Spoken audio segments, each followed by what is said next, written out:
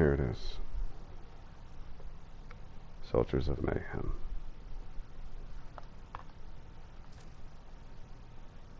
Julie hears a voice above the greasy spoon chatter. So, you an artist or something? She turns to see Frank. Artist? Hardly. I doodle to escape the banality of Ormond. He stares at her sketch. He seems to recognize himself, standing in line for a hot chocolate. That me? She feels sudden warmth running up her neck. She already knows, before he tells her, that he's not from Ormond. He looks different. Fun. Free. Rebellious. He sits beside her and offers to model for her, with a laugh. They stare at each other for a long, stretching moment. She decides to invite this charming stranger to a party she's throwing at her house for a friend who just got fired. Joey can't seem to keep a job. With a laugh, he says, Joey sounds normal. You know how much programming it takes to get a human being to accept the whole 8-hour-a-day routine? He continues ranting about how school isn't education, but brainwashing. If it were real education, if it were true education, the core subjects would be philosophy and critical thinking. Julie laughs and knows her friends are going to love this iconoclast. She certainly does.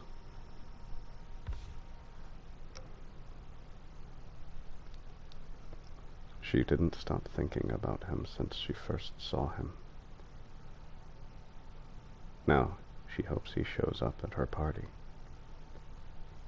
His rant stuck with her, and she spent a few hours researching how education was corrupted to meet the demands of the Industrial Revolution.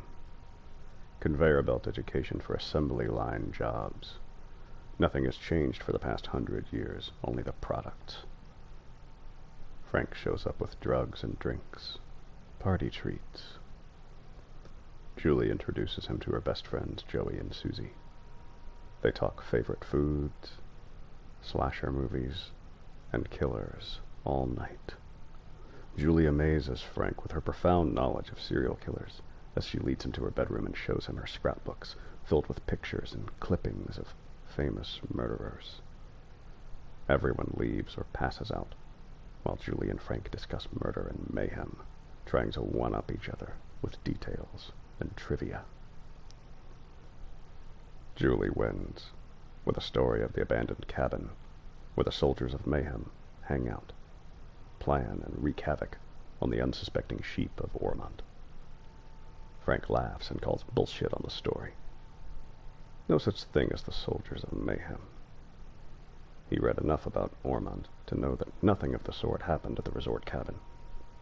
Nothing but bad business and bankruptcy. Julie laughs. This story, Frankie, happens in the future. She grabs a black felt marker and writes Soldiers of Mayhem on his white shirt. He smirks. I like the idea, but I hate the name. Julie shrugs. It's a work in progress.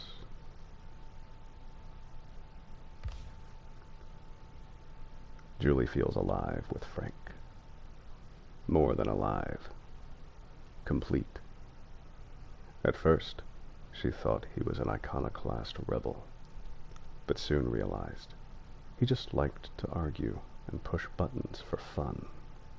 He thrilled as much as she did to smash beliefs and watch people unravel. Not just people. Ugly people, he called them.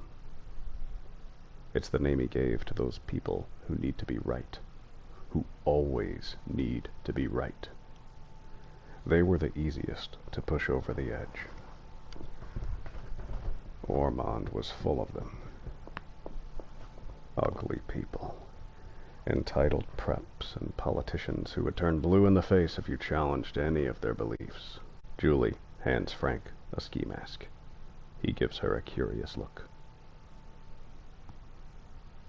Tonight we all play a game.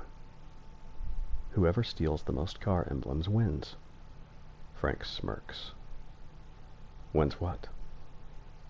She approaches Frank and whispers, whatever the winner wants. Frank quickly puts on his ski mask and rushes into the snow-covered streets of Ormond, searching for cars.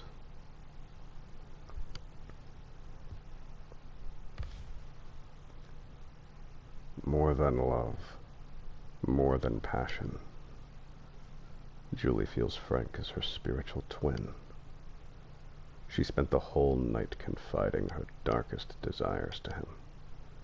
How she often wondered what it would be like to set fire to the entire town. Frank leans forward and tells her she can do anything she wants. She just has to know what she wants, and build an image of herself doing what she wants in her mind. He continues to espouse some weed-induced theory about manipulating the world with thoughts and feelings. The clearer you are about what you want and the more focused you are in imagining it, the faster you rewire the world to your favor. Everyone stares at Frank for a long, dramatic moment. Then they burst out laughing in unison. Let's all just imagine buckets of money. Frank shakes his head. Money is dead on its own. Money doesn't inspire the world. Real passion and emotion does. See yourself doing what it is you want to do for the rest of your life, with passion. Be clear and focused and do not waver, and watch the world work in your favor. Another silence. Julie smirks. Frank nods seriously. She closes her eyes and imagines herself and her friends turning Ormond into their personal playground. She opens her eyes.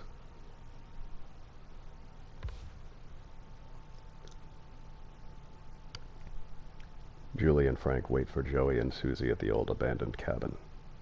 Of course it had to be the cabin, the only exciting place in Ormond. Julie looks at the place. It needs some love. Joey and Susie are out messing with the sheep of Ormond as usual. They soon enter with a bunch of stop signs and laugh about the accidents they caused. No one dead, but some serious injuries. 6 to be precise. They snap some pictures to capture the moment. Joey then tells them he got a new job at the local hardware store. They all make bets on how long he'll keep this job. Julie appraises the space and has an idea. She'll decorate the walls with the emblems they pulled off the cars of Ormond. Everyone likes the idea.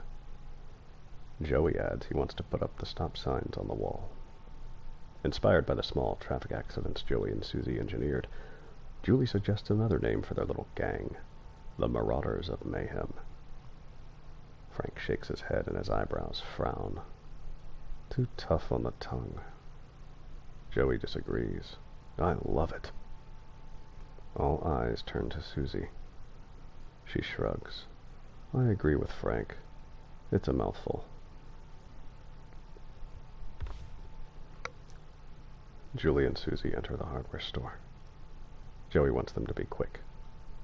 The owner will be back in 10 minutes. Frank tells him to stop panicking. They grab supplies for the cabin. Paint, brushes, masks. A snow globe captures Frank's eyes. Joey tells him to leave it. Says it's his boss's collector globe. The first snow globe for tourists when Ormond became a popular getaway for snowboarders and skiers. Frank scoffs and takes the globe anyway. Julie stares at Joey and shrugs. Whatever. The globe gives her an idea. She grabs a few generic Ormond globes for a personal project.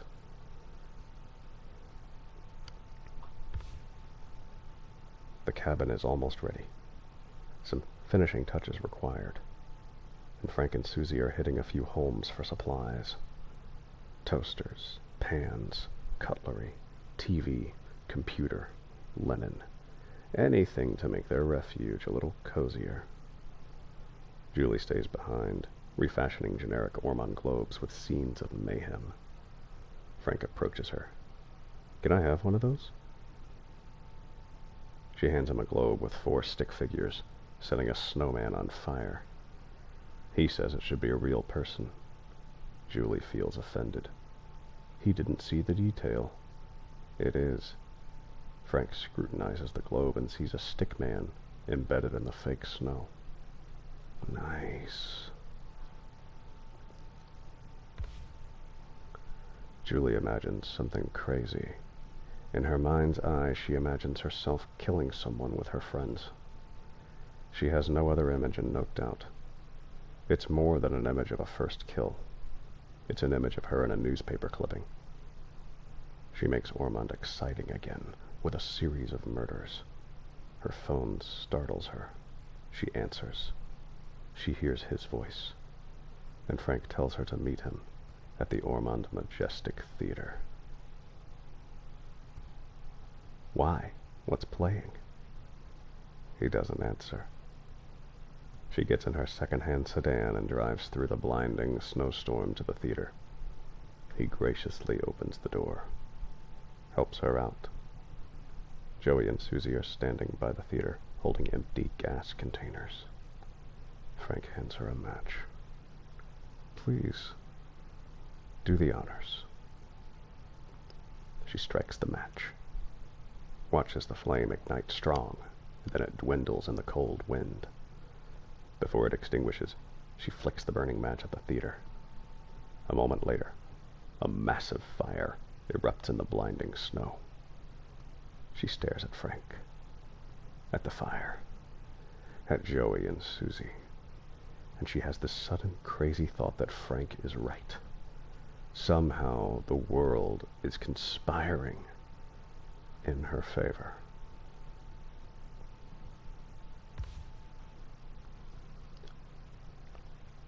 Joey paces the cabin, suggesting names for the group. Susie thinks they need some kind of a costume, like superheroes. Julie laughs. "We trying to be famous?" Frank shrugs. "Why not?" Julie shrugs. "No one ever got famous with petty theft and arson. Maybe we should do something real." Frank leans forward. "What does that mean?"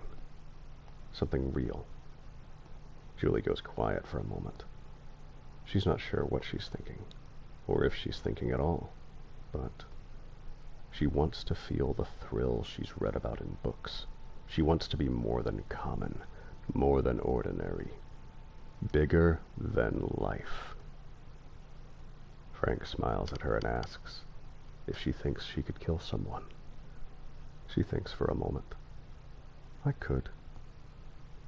Frank raises a skeptical eyebrow.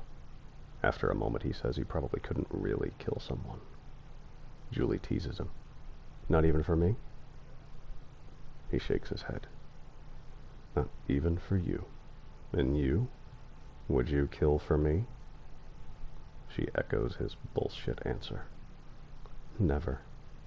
He laughs and echoes her. "Not even for me?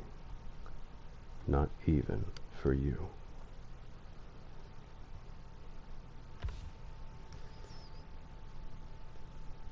Frank won the bet, and he's collecting. Joey didn't last a month at the new job. The owner accused him of stealing a chocolate bar, and now he paces the cabin, hysterical. Of all the things, a chocolate bar. A chocolate bar he claims he never stole. The injustice of it all. Julie suggests payback. Let's break into the store. Get some more supplies. Set the whole place on fire to let Ormond feel the wrath of the Legion. Joey freezes when he hears the name. Frank raises a curious eyebrow and then nods approvingly. "I like it. I like it a lot." She throws them generic masks. Plain, bland, unimpressive. The only thing we need now is a proper mask.